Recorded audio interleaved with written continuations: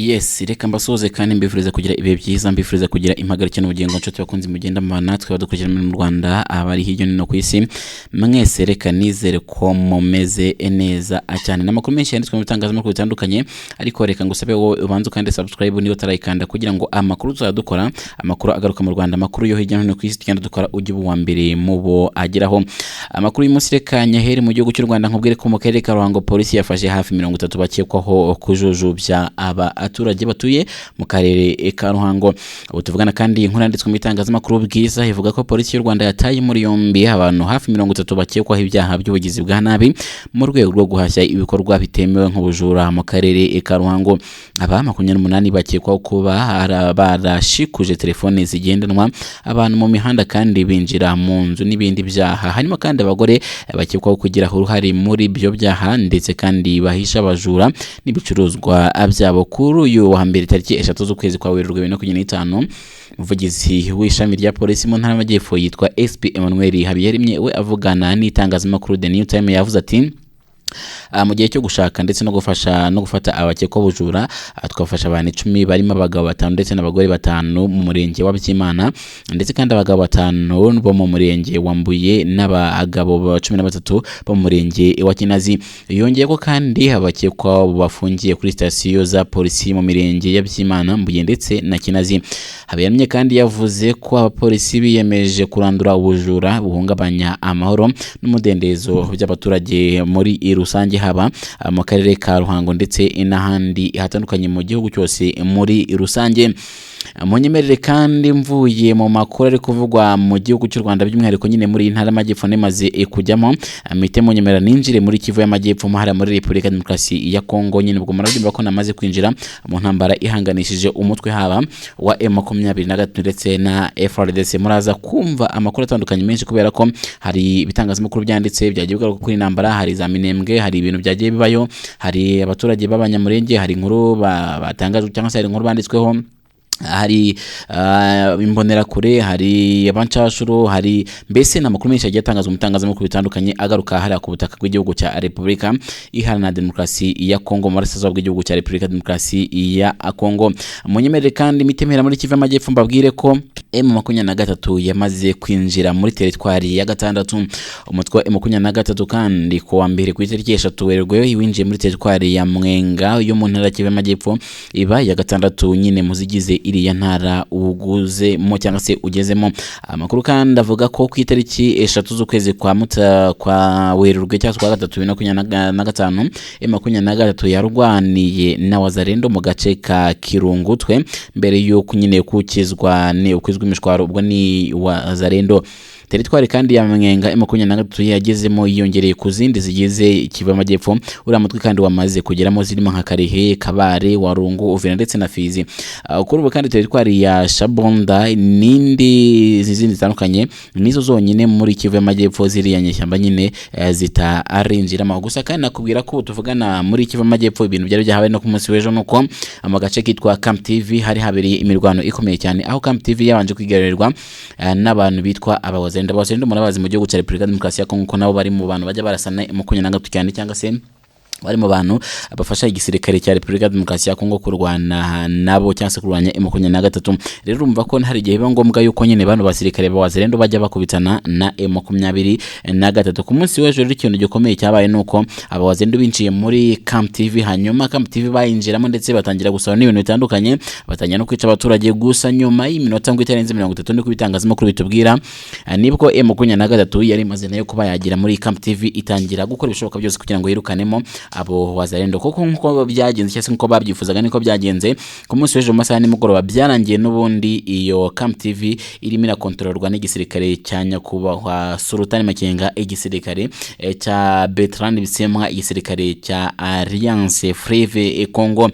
Ku munsi w'ejo niko byarangiye bimeze. Gusa kandi abaturage benshi nyine bakomeje kwicwa ku bwishi cyane cyane muri Kivu y'Amajyepfo ndetse n'ahandi hatandukanye. Wenda ndaza kugaruka mu kanya kuri Minembwe nkubwe n'ibintu byabaye muri Minembwe ku munsi w'ejo, cyane ko nyakubahwa Evariste Ndayishimiye ku munsi w'ejo nawe yatangaje ko ngo yifuza no gufata abasirikare be bari mu gihugu cya Repubulika Demokarasi ya Kongo bakikuba hafi kabiri, cyane ko imibare ubwo hakorwaga iyi propose cyangwa se ubwo Evariste Ndayishimiye yatangaza ko ashaka gufata abasirikare be nyine akabakuba kabiri. Ubu tuvugana nibwo yatangaje ko ashaka gufata abasirikare be akabavana ku 35 ngo bakagera hafi mu 70. Gusa kandi uyu mugabo ni n'inshuti ikomeye cyane ya nyakubahwa Perezida Felix Antoine Tshisekedi Tshilombo mu gihugu cya Repubulika ya Demokarasi ya Kongo, ari nawe ushaka wanavuga ngo ukomeje kuba inzitizi yo kuba umutekano mu gihugu cya Repubulika ya Demokarasi ya Kongo utarangira. Kubera iki? Waho kugira ngo ashishikarize iyo nshuti cyangwa se ashishikarize nyakubahwa Perezida Felix Antoine Tshisekedi Tshilombo kuba yajya mu biganiro n'umutwe M23, ahubwo we ashishikariza Tshisekedi kumubwira ngo we nahubwo narwane na M23, ahubwo niho uzajya ugenda ubona ari kugenda yongera abasirikare, ukagenda akora ibishoboka byose kugira ngo nyine akuri iyo bwabaga. Mbese muri make aracyohereza abasirikare mu gihugu cya Repubulika ya Demokarasi ya Kongo.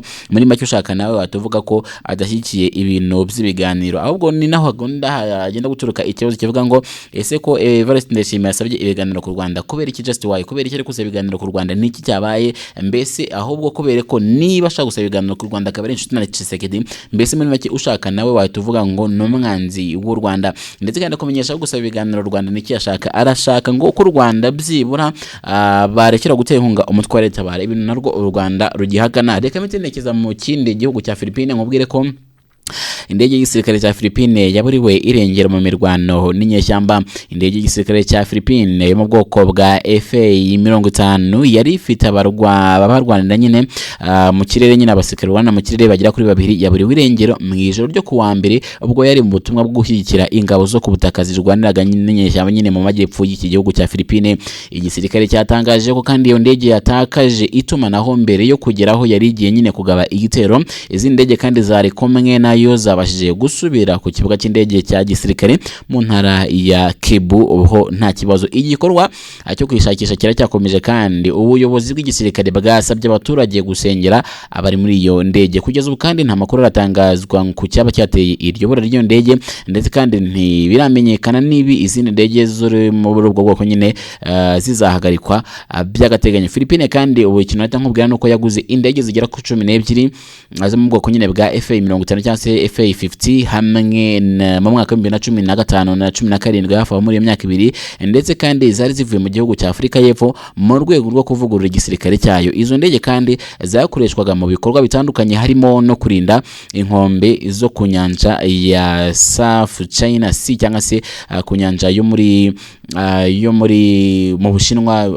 majyepfo y'Ubushinwa, reka mbikoresha kugira ngo nyine bizumvikane.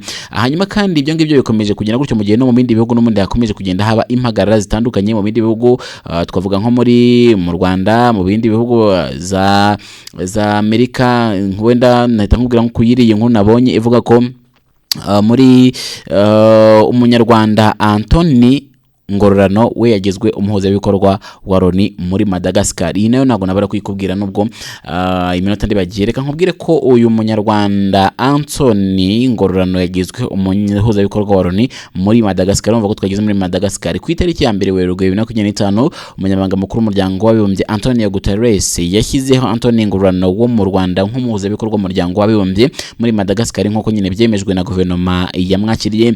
Anthony Ngororano kandi afite uburambe bw'imyaka irenga 20 mu iterambere rirambye mu nshingano z'ubuyobozi muri gahunda z'umuryango w'abibumbye, kandi imbere y'ibi yabaga amubikorera.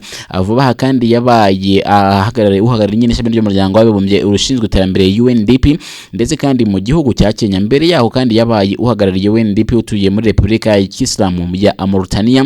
Mbere y'iyo mirimo kandi ye muri Mauritania, Ngororano yabaye umuyobozi w'ishami ry'inama nyobozi mu biro by'umuyobozi mukuru w'ikigega cy'umuryango w'abibumbye gishinzwe abaturage bwo ni UNFPA i New York, kandi yari afite imyanya myinshi mu ishami rishinzwe abagore mu muryango w'abibumbye UN Women, harimo kandi kurihagararira muri Haiti ndetse no kuba umuyobozi w'ishami rya Afurika i New York. Ni mujye kandi yabaye kandi umujyanama mukuru mu by'ubukungu muri minisiteri y'intebe y'u Rwanda, ari n'umunyabanga uhoraho, kandi mbere yaho yagiye akorana mu myanya itandukanye na UNDP, ndetse kandi hari kuba umujyanama mu biro bishinzwe Afurika i New York, ndetse akaba muri politike zitandukanye igenamigambi ndetse na gahunda muri Nigeria, Zambia ndetse n'u Rwanda. Yakoze kandi nk'ushinzwe ishoramari mu mabanki akorana na City Group NA muri Kenya ndetse na Tanzania nyuma yo gutangira umwuga we mu by'ubukungu muri Minisiteri y'Imari ndetse igenamigambi ndetse n'iterambere ry'ubukungu mu gihugu cya Uganda. Anthony Ngorano kandi afite impamyabumenyi y'icyiciro cya kabiri cya kaminuza mu iterambere ry'ubukungu n'imibanire mpuzamahanga yakuye muri kaminuza y'uburengerazuba bwa Anglia ndetse na kaminuza ya Sussex. Afite kandi impamyabumenyi ya MI cyase y'icyubahiro mu by'ubukungu yakuye muri kaminuza ya Edinburgh. Ndabashimiye, mukomeze kugira ibihe byiza, mukomeze mukande subscribe, ibindi ni ku mugoroba.